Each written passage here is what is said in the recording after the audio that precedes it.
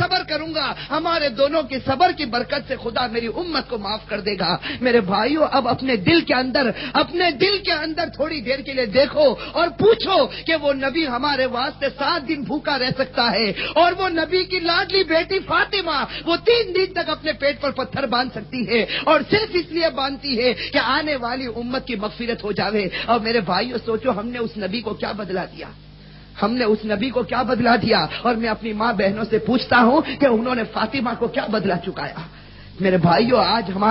آج ہمارے نام مسلمان، آج ہمارے مردوں کے نام دیکھو تو مسلمان نظر آتے ہیں، ہماری عورتوں کے نام دیکھو تو مسلمان نظر آتے ہیں، کسی کا نام فاطمہ ہے، کسی کا نام عائشہ ہے، کسی کا نام خدیجہ ہے۔ اور میرے بھائیوں، ہمارے مردوں کے نام بھی اچھے اچھے نام ہیں، لیکن کام میرے بھائیوں مسلمانوں کے نہیں۔ اللہ معاف فرمائے، ہمارے یہاں کام غیروں کے کام ہوتے ہیں۔ میرے بھائیو، اللہ تعالی ہم سب کو معاف فرمائے۔ آج اصل بات ہے کہ آج ہمیں نبی کا طریقہ پسند نہیں آیا، آج غیروں کا طریقہ پسند آیا۔ میں آپ کو صرف اتنی بات بتا دوں کہ آج کے ہمارے جوانوں کو دیکھو، اور خصوصاً جب اس گجرات کے علاقے میں ہم آتے ہیں، اور خاص کر کے ان گاؤں کے اندر ہم جب پہنچتے ہیں تو ہمیں معلوم ہوتا ہے کہ ہمارا جو نوجوان ہے وہ اپنی دنیا بھی برباد کرتا ہے اور اپنے دین کو بھی برباد کرتا ہے۔ میرے بھائیوں، برا نہ مانے، آپ میرے بھائی ہیں، لیکن صرف ایک بات میں آپ کو بتا دوں کہ آج سب سے بڑا نقصان ہمارا یہ ہے کہ ہمارے اندر گناہوں کی عادت آ گئی۔ آج آپ نے دیکھا ہوگا کہ ہمارے جوان کو دیکھا ہوگا کہ مسجد سے تو بہت دور اذان کی آواز ان کے کانوں میں آتی ہے، لیکن مسجد کی طرف قدم نہیں اٹھتے، بلکہ اللہ معاف فرمائے ہمارے جوان گناہوں میں پڑتے گئے یہاں تک کہ اب گناہ کو ہم نے گناہ نہیں سمجھا۔ اور بعض ہم نے ہمارے جوانوں کو دیکھا کہ کوئی شراب کا عادی ہو گیا، کوئی جوا کھیلنے کا عادی ہو گیا۔ ارے میرے بھائیوں بتاؤ، اگر ہم نے پیٹ میں اس شراب کو اتارا، اگر ہم نے پیٹ میں سود کے پیسے اتارے، اگر ہم نے رشوت کے پیسے پیٹ میں اتارے اور جوا ہم نے کھیلا، میرے بھائیوں بتاؤ کل قیامت کے میدان میں ہمارے نبی کو کیا منہ بتائیں گے؟ وہ ہمارے نبی سرکار دو عالم صلی اللہ علیہ وسلم اپنی وفات سے پہلے فرماتے ہیں کہ میں خدا کو جواب نہیں دے سکتا، تو میرے بھائیوں بتاؤ یہ امتی کل قیامت کے میدان میں خدا کو کیا جواب دے گا؟ میرے بھائیوں، آج ہمارے جوانوں کا یہ عالم ہو گیا، ہمارے جوانوں کے اندر یہ بیماری آ گئی کہ صبح ہوتی ہے کہ آپ نے دیکھا ہوگا کہ بڑی دیر سے تو ہمارے جوانوں کی صبح ہوتی، صبح 10-11 بجے تو یہ جوان اپنے بستر سے اٹھتا، اور ہمارے جوانوں کو چاہیے کیا؟ ہمارے جوانوں کو اچھا کپڑا چاہیے، اچھا پہننا چاہیے، اچھا اوڑھنا چاہیے، اچھا کھانا چاہیے۔ اور آپ نے دیکھا ہوگا شام کا وقت ہوتا، مجھے اس گاؤں کا حال معلوم نہیں، میں ایک عام بات کہتا ہوں کہ شام کا وقت ہوتا، کسی گھر کے چوکھٹ کے اوپر بیٹھ جاتے یا گاؤں کے کسی کنارے پر جمع ہو جاتے، اور میرے بھائیوں مسلمانوں کی غیبت شروع ہو جاتی، لوگوں کے اوپر حملہ کرنا شروع کرتے، لوگوں کی عزت کے اوپر حملہ کرنا شروع کرتے۔ اور آپ نے دیکھا ہوگا ہمارا جوان اگر کوئی بڑا سے بڑا کام کرتا تو کرکٹ کھیلنے کے لیے میدان کی طرف چلا جاتا، اور میرے بھائی وہ کرکٹ کھیلنے کو سب سے بڑا فن سمجھتا کہ کرکٹ کھیلنا آ گیا تو اس کو دین اور دنیا ساری نعمتیں اس کو مل گئی۔ ارے میرے بھائیوں، ہے کہ نہیں بات؟ آج یہ کرکٹ کی وبا ہمارے جوانوں کے اندر ایسی گھسی کہ اس نے دنیا ہمارے اندر اتاری اور دین کو ہم سے بہت دور کر دیا۔ ارے میرے بھائیوں، کبھی ہم نے سوچا کہ جن کرکٹروں سے ہم محبت کرتے ہیں، جن کے واسطے ہم اپنے وقت کو ضائع کرتے ہیں، اور جن کے واسطے ہم مسلمان آپس میں لڑتے ہیں، کبھی ہم نے سوچا کہ جن کرکٹروں سے ہم محبت کرتے ہیں کیا ان کرکٹروں کو بھی ہم سے محبت ہے؟ ارے میرے بھائیوں، ہے ہم سے محبت ان کو؟ ہمارے یہاں ماشاءاللہ بہت سے بھائی ہیں جو کرکٹ کھیلتے ہوں گے، میں ان سے سوال پوچھتا ہوں، اور جب کہیں گلی کے کنارے جمع ہو جاتے تو کچھ ہمارے بھائی پاکستانی بن جاتے، کچھ انڈین بن جاتے، اور آپس میں پھر بحث و مباحثہ ہوتا کہ پاکستان کی ٹیم اچھی ہے یا انڈین کی ٹیم اچھی ہے۔ میرے بھائیوں، یہ ساری باتیں ایک طرف رہنے دو، صرف اتنا بتاؤ کہ جن کرکٹروں سے ہم نے محبت کی ہے کیا ان کو ہم سے محبت ہے؟ میرے بھائیوں، اگر ہم غور سے کبھی تنہائی میں بیٹھ کر سوچے تو معلوم ہوگا کہ ہم نے تو ان سے خوب محبت کی، ہم نے ان کے واسطے اپنی طاقت کو کھپایا، ان کے واسطے ہم نے اپنا مال قربان کیا، اور ان کو دیکھنے کے لیے 24 گھنٹے ہم نے برباد کیے، اور ان کرکٹروں کا حال یہ ہے کہ وہ ہمارے چہرے پر تھوکنے کے لیے بھی تیار نہیں ہے۔ میرے بھائیوں سوچو،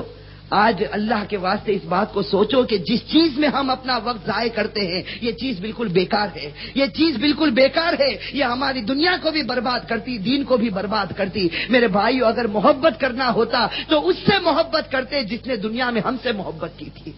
اگر محبت کرنا ہوتا تو ہم ہمارے آقا سرکار دو عالم صلی اللہ علیہ وسلم سے محبت کرتے۔ میرے بھائیوں، محبت کا حق تو یہ تھا کہ جس نبی نے ہم سے محبت کی ہے اس نبی کے واسطے ہم اپنے آپ کو کھپا دیتے۔ میرے بھائیوں، ایک صحابی، دیکھو کیسی محبت ہے، ایک صحابی جن کا زمانہ جاہلیت میں کسی عورت کے ساتھ پیار ہو چکا، زمانہ جاہلیت میں کسی عورت کے ساتھ عشق ہو گیا، لیکن جب اللہ کے رسول صلی اللہ علیہ وسلم ان کے دروازے پر جاتے ہیں اور جا کر کہتے ہیں قل لا الہ الا اللہ، کہ اے دوست کلمہ پڑھ لے کامیاب ہو جائے گا، روایت میں ہے کہ وہ صحابی کلمہ پڑھ لیتے، کلمہ پڑھ کے مسلمان ہو جاتے اور وعدہ کر لیتے ہیں کہ اے نبی اب سے کوئی گناہ نہیں کروں گا، جو نبی بتائے گا اس پر عمل کروں گا۔ بس رات کا وقت ہوتا ہے، وہی عورت جو ان کو چاہتی تھی اس کے دروازے پر آتی ہے۔ میرے بھائیوں سوچو، یہ امتحان کا موقع ہے۔ وہی عورت جو زمانے جاہلیت میں ان کے ساتھ رہتی تھی، وہ عورت ان کے دروازے پر آتی ہے۔ روایت میں ہے کہ وہ صحابی دروازہ کھولتے ہیں، جب اس عورت پر نگاہ پڑتی ہے اپنے دونوں ہاتھوں سے اپنی آنکھ کو بند کر لیتے ہیں،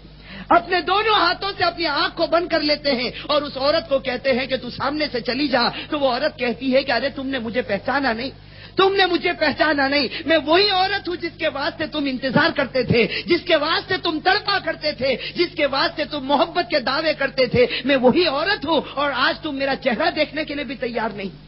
تو وہ صحابی بڑا پیارا جواب دیتے، بڑا پیارا جواب دیتے ہیں کہ تو میرے سامنے سے چلی جا، اس لیے کہ نبی کا چہرہ دیکھنے کے بعد اب تیرا چہرہ میں دیکھ نہیں سکتا۔ نبی پر ایمان لانے کے بعد اب میرے اندر گناہ کرنے کی طاقت باقی نہیں رہی۔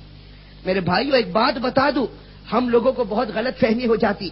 ہم سمجھ لیتے ہیں کہ کوئی بڑی رات آ گئی، ہم جاگ لیتے ہیں، تہجد پڑھ لیتے ہیں، اشراق اور چاش پڑھ لیتے ہیں، اوابین کی نمازیں پڑھ لیتے ہیں، ہم سمجھتے ہیں کہ ہم خدا والے ہو گئے۔ میرے بھائیوں قرآن کریم کو اٹھا کر دیکھو، احادیث نبویہ کو اٹھا کر دیکھو، یقیناً تہجد پڑھنے کا بہت بڑا ثواب، اشراق اور چاش پڑھنے کا بہت بڑا ثواب، اوابین پڑھنے کا بہت بڑا ثواب ہوگا، لیکن میرے بھائیوں سب سے بڑا ثواب یہ ہے کہ آدمی کے اندر گناہ کی طاقت ہو اور گناہ کرنا چھوڑ دے۔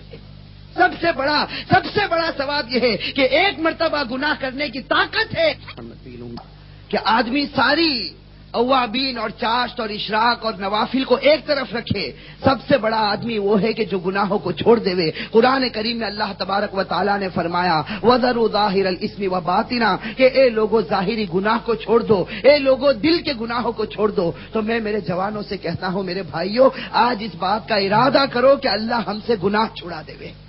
اللہ تبارک و تعالیٰ ہم سب سے گناہ چھڑا دے، اس لیے کہ آج میرے بھائیوں سر کے بال سے لے کر پاؤں کے ناخن تک ہم اپنے آپ کو دیکھیں اور تھوڑی دیر کے لیے سوچیں کہ میرے اندر میرے نبی کا طریقہ موجود ہے یا غیروں کا طریقہ موجود ہے۔ میرے بھائیوں ہم سب اپنا امتحان خود لے سکتے ہیں کہ میرے اندر میرے نبی کا طریقہ موجود ہے یا غیروں کا طریقہ موجود ہے۔ میرے بھائیوں اگر نبی کا طریقہ موجود ہے تب تو کامیاب ہو گیا، لیکن اگر اللہ نہ کرے غیروں کا طریقہ موجود ہے، اللہ ہم سب کو معاف فرمائے۔ اگر غیروں کا طریقہ موجود ہے، سرکار دو عالم صلی اللہ علیہ وسلم نے فرمایا المرء مع من احب یوم القیامہ، آدمی قیامت کے میدان میں اس کے ساتھ کھڑا ہوگا جس کے ساتھ دنیا میں محبت کی ہوگی۔ میرے بھائیوں اگر یہودیوں کے طریقے سے آج ہمیں پیار ہے، عیسائیوں کے طریقے سے ہمیں اگر محبت ہے، تو کہیں ایسا نہ ہو میرے بھائیوں کل قیامت کے میدان میں ان یہودی اور عیسائیوں کے ساتھ ہمیں کھڑا ہونا پڑے۔ میرے بھائیوں اللہ تبارک و تعالی